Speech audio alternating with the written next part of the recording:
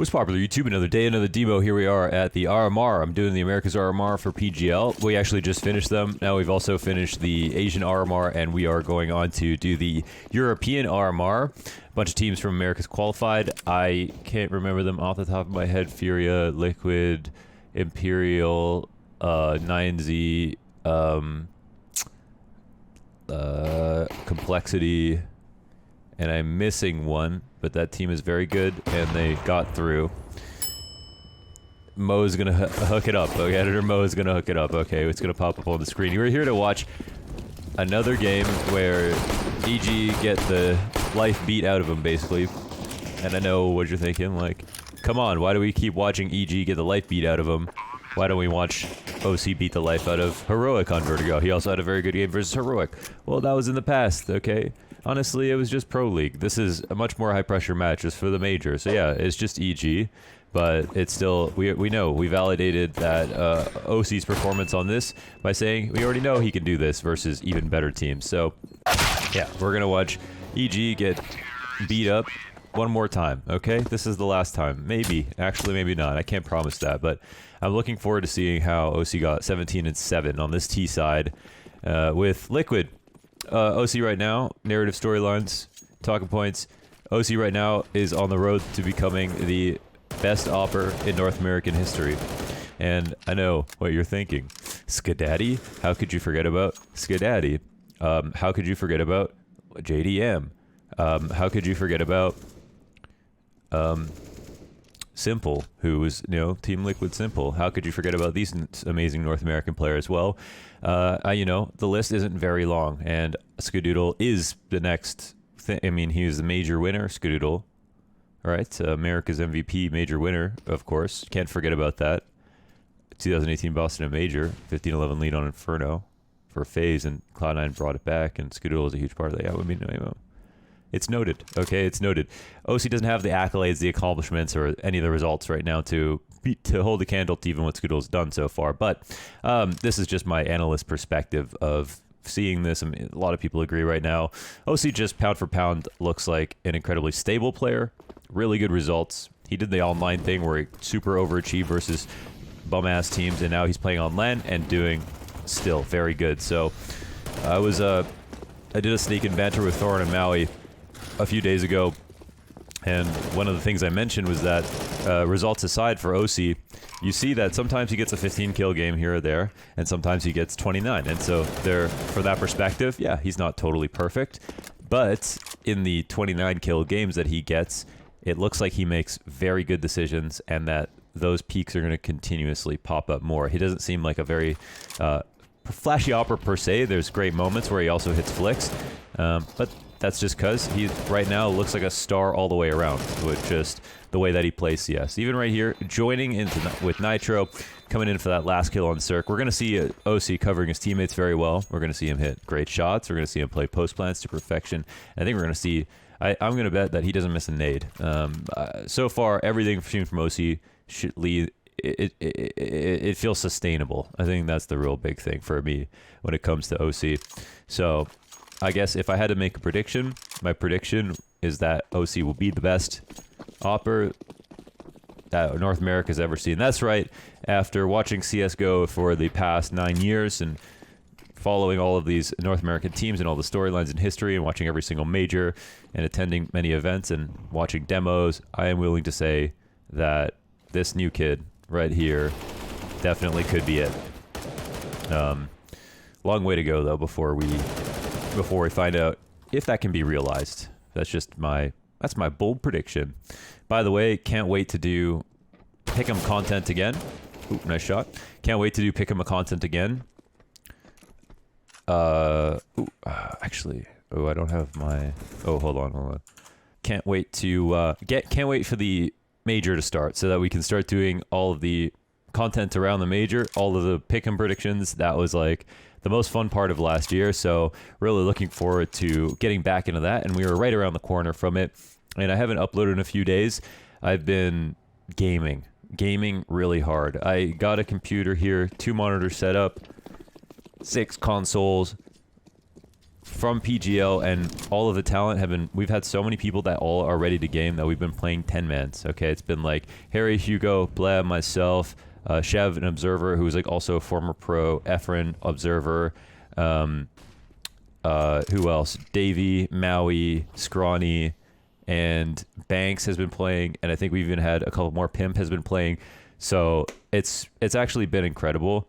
Can I just pause and say that Society if Counter-Strike, if everyone had 5 friends to play with, we would be in such a magical spot in this game. And I didn't realize how badly I needed this, to just be able to like hang out with my friends and play Counter-Strike and, you know, duo queuing into Face It and playing Face It games where you're basically just in a Discord with your friend roasting 3 other teammates and trying to win a game that ends up being toxic or just stompy in one way is not actually really fun.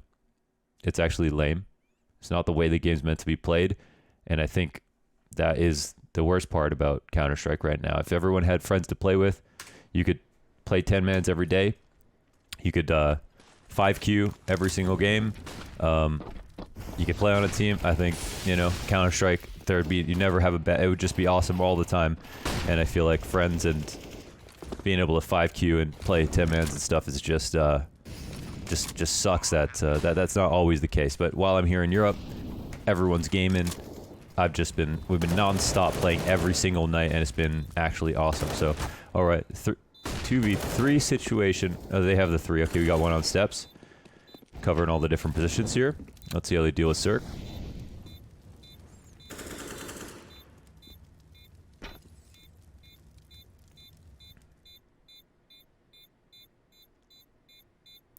No problem. Save is coming. All right, we'll get going. All good.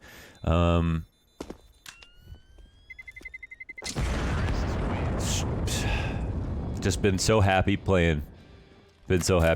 So just kind of between actually casting, coming back, having some dinner, and then just playing all night. I haven't been recording, but back to it. I actually have a day off today, so wanted to squeeze out a couple of games. I really want to watch an IHC game because I didn't watch those live, and I also want to watch maybe a 9Z player because 9Z was that was actually very emotional for me. That was like the first time in a while that I've watched a qualification match, and almost teared up. Like, I didn't expect the reaction to be so big, even though I kind of expect, like, in the back of my head I know this because I've casted 9Z's other biggest win when they beat Vitality at the Blast Showdown. That was incredible. So, you know, I should have anticipated it, but I wasn't ready for the level of pop-off that 9Z pulled out. It was such a wonderful moment. It was a thing that reminds you why Counter-Strike is forever. It was so special, and it was just and such an incredible culmination of events in that match. All the different plays that were being made, going to OT on Dust 2. I mean, just the upset, starting O2 in the group, so much to it. So a lot of emotions in that one. Definitely want to watch one of those demos as well. I don't know if I actually will. Maybe Lucan or something. But absolutely do want to watch at least IHC because I didn't watch their games live. So yeah, anyways, okay, working into B here for oSee. All right, so they worked into B to a point. The tricky part about B, of course, is getting opt, and they just heard an opt there. Getting up the stairs can be really annoying. There's a lurk smoke that you can throw on the stairs to start fighting into the site. This smoke right here by the box, you just see coming up. You can use that to look over top into the site, and the opper can still see, you know, if they're really paying attention. But it's like kind of unnerving. Like, you don't want to die doing that. So, all right, oSee, let's see if we can show off the rifle. He did just hear Cirque on the other side of the site, and now it's a 1-on-3, and Elige doesn't have time to do it. So EG will stand up tall here and defend on an eco round. So working into B can be kind of difficult. You can't get that offer back. Even though it's very open, it's a knife that cuts both ways. It's a double-edged blade, as they say. A is a little different. Yes, it's still kind of hard to get the oppers off, There's the late short shelf peak timing. There's the Kinder smoke on the ramp that teams can use to lurk and look down. And you have to use a lot of makeshift cover on both sites. A lot of smoke spans on Vertigo will define the cover. And I think that does mean that this map is pretty rough in that sense, like pretty flawed. You have to rely on a lot of ephemeral cover with the utility, but it still does create also for some very creative situations that make it fun. And look how careful oSee is, just making sure that no one was tucked into that corner.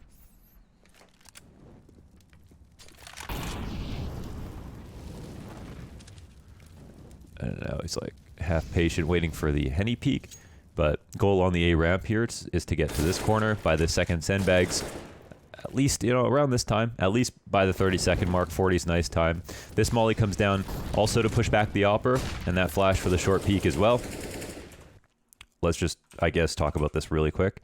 So right here is the where the opper can play and spot down short.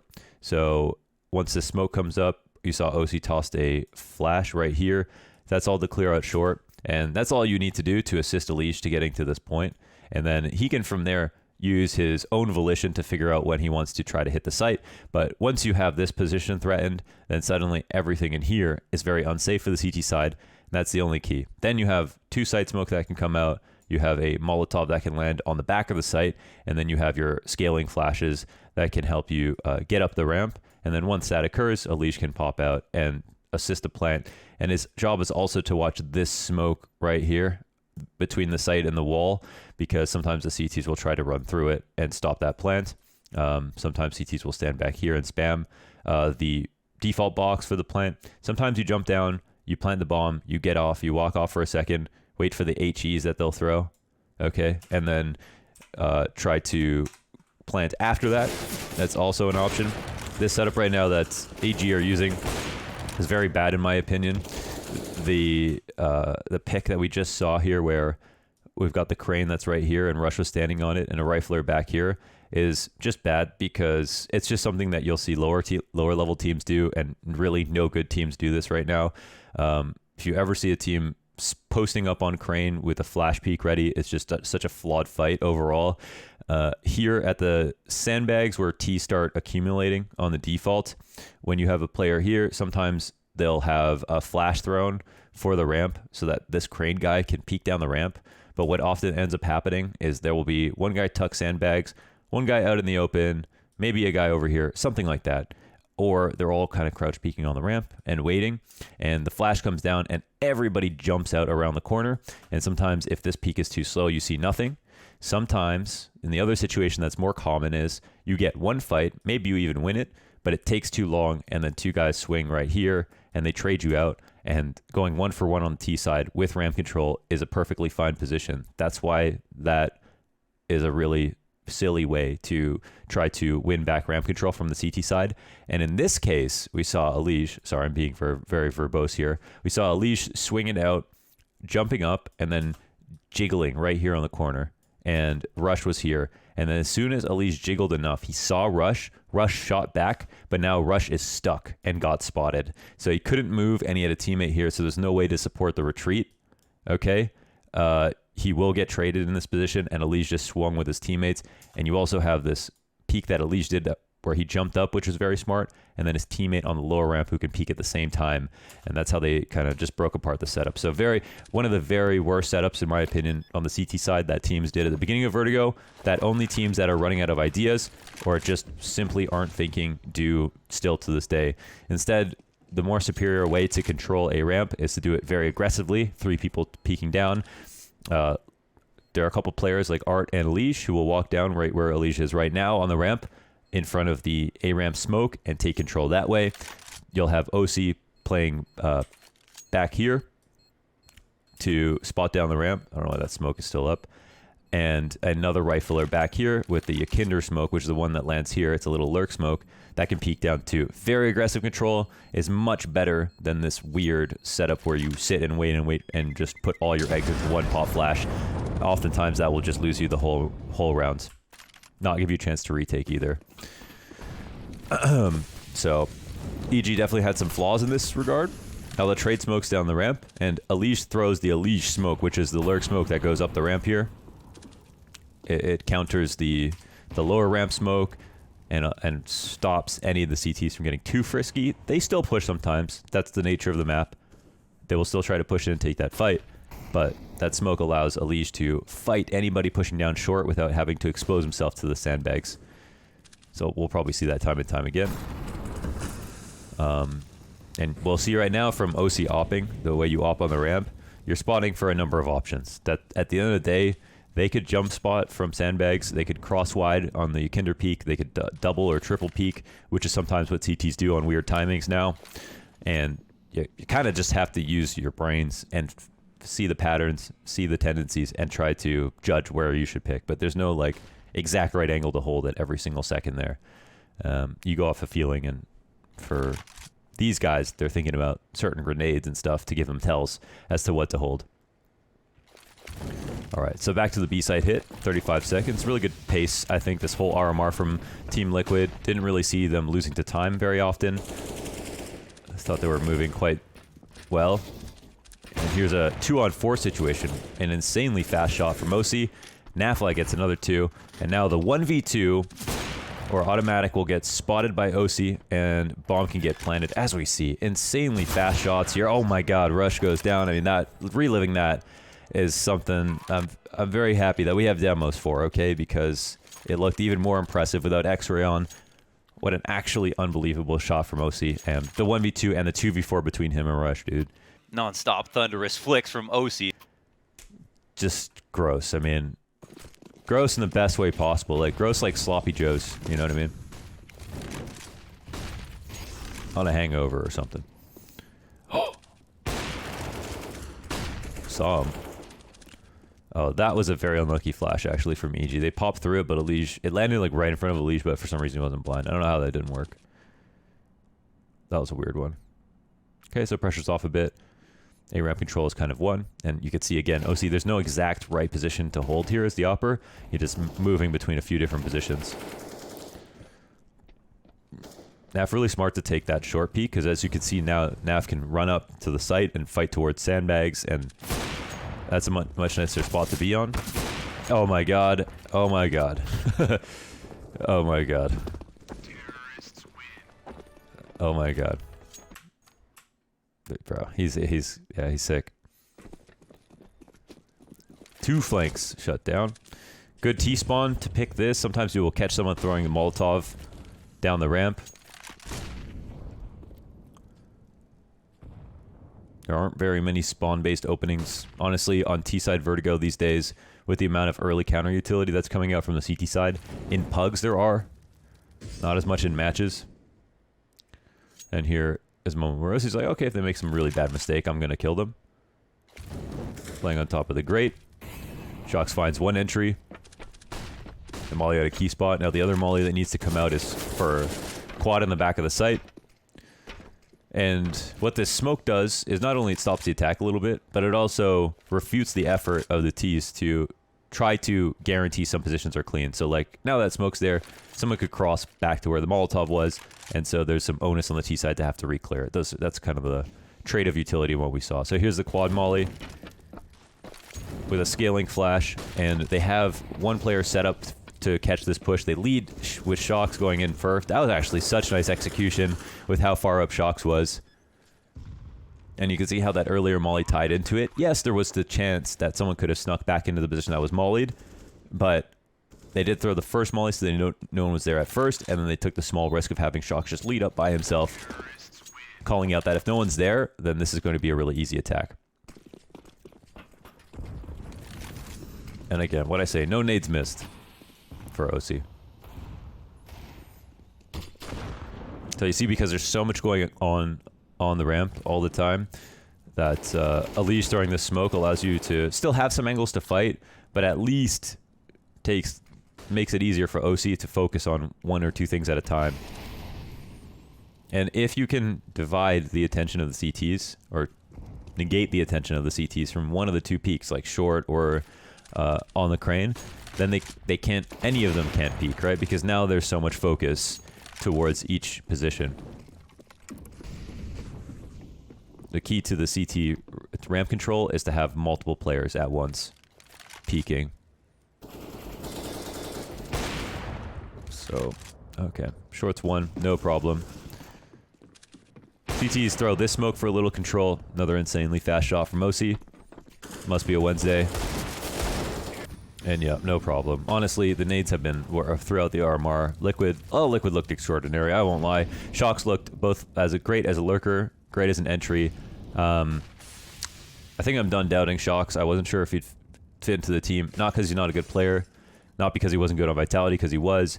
But just because, I don't know, just seemed like culturally, like it was just going to be too hard to... at first, it was looking really bad at him in some of these anchor spots. Plus, just, you know, him having to play on his first non-French team and also not be any kind of star on the Team Liquid roster. I just thought, like, okay, this is going to be too much. He's probably going to get removed, but both Nitro and Shox look really great, and the nades for the whole team look good. The timings look solid, and what was already true is the core on Liquid is the best core in North America, and one of the best cores in the world, actually, I think, with oSee, Nafly, and Elige. And none of these players can be actually questioned right now. They're all very consistent. Okay. Finally, oSee will die. Hey, when oSee dies, they lose. That's another spawn-based peek that oSee takes. These duels don't happen as much these days. Counter-Strike's not as fun on Vertigo at this level because of the amount of counter utility gets thrown from safety from the CT side, and yeah. You can see A-Ramp is just really messy. Really messy.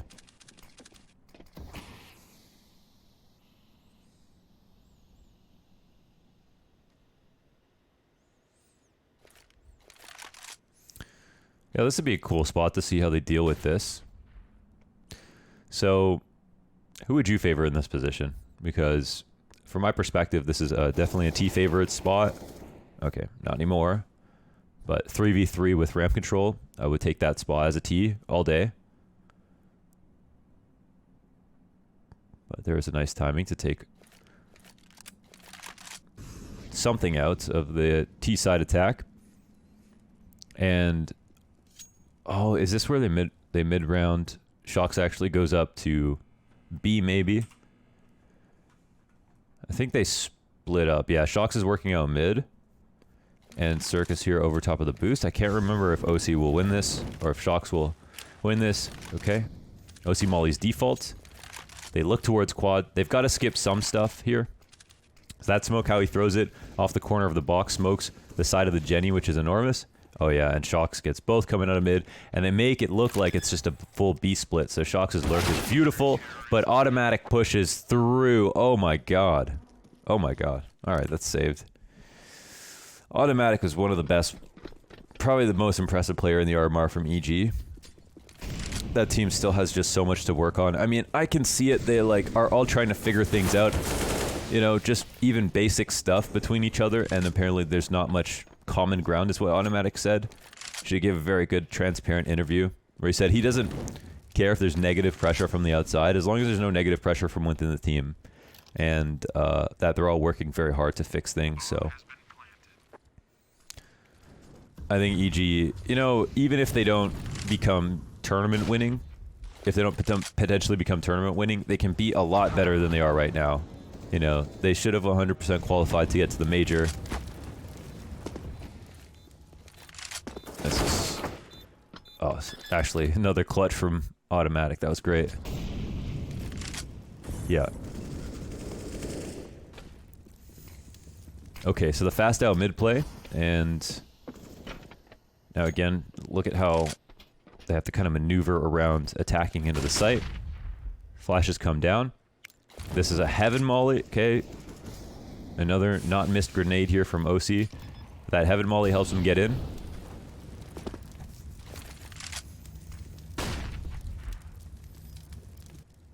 Honestly, oSee's utility's all been so good. That's what I'm talking about with sustainable. Like, very, very sound decisions. Sharp shooting, great utility. I mean, what else do you need? And then communication, I guess, would be the other one. But I've heard it's great. I've heard it's great. Refreshing the smoke. Look how, I mean, even the smoke, just perfect. Everything's just perfect. Very quick, very clean. And actually, oh my god, this is a gap that oSee is going to use. He pushes through the smoke, He's going to hear them. Cirque misses a shot because he's flustered, and then look what happens here. Right over top of the boost. Almost kills Rush as well. He gets Breeze. Insanely close, man. I didn't even know that was his own smoke when he did that. He's got that X factor. He's got that X factor. Actually a disgusting half so far.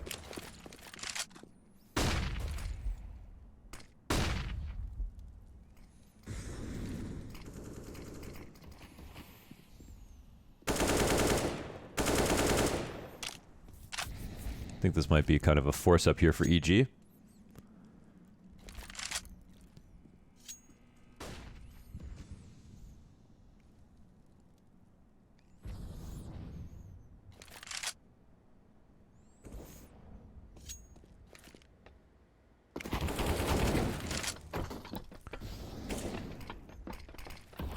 The default molly, and he knows one is double right now. Oh, clear into the site. Look at this. Turns into an entry when he needs to. Great refrag. Gotta always be careful when you're tapping the bomb because... Alright, just putting it down just because... Or like, sorry, faking the bomb plant because sometimes the CTs can push after there. That music. Okay. I'm thinking this... Oh, wait. Does Shocks win this? I think there actually might be a sick timing on these shots. If I remember correctly. Oh, maybe not, maybe not. No. Okay, Rush got by. Alright. NT. Okay, that's the end of the game. oSee 10980R on that. That was actually a beautiful T-half. I think we learned about, you know, how to have a good amount of impact on T-side. Also, we see why oSee was so good. Yeah, that was really great. Honestly, that was just really great, and you know, didn't do much on CT side, but overall had just some solid games. I mean, the other one on Vertigo again that I said kind of validated this performance, even though it's just versus EG, was versus Heroic at Pro League, which is just a very strong map for him. 29-11 on that one, crazy stuff. So, yeah, man, lots to talk about, lots to do. Thanks for watching. That was oSee. T-side, Vertigo versus EG at the RMR. Congratulations to Team Liquid for qualifying to the major. Make sure to tune into the RMRs this week. It's going to be the European teams that are going to try to run over each other to try to qualify to the major. There are no spots given at this major, which is the other cool thing. So every single spot will be determined by this RMR for each region. And, well, yeah, that's it. How we'll figure out who's legend, challenger, contender, or whatever the stages are called. I don't even remember. Yeah, tune in. PGL. Thanks for watching. Big dog shit, got my paws all dirty. Looking for a plate, that's why the dogs up early. With it white beer, eat it like a McFlurry. I ain't got time to chill, I'm in a hurry. P the game, I got it for my daddy ho. Smoking dope, reciting raps out on the patio. My boss said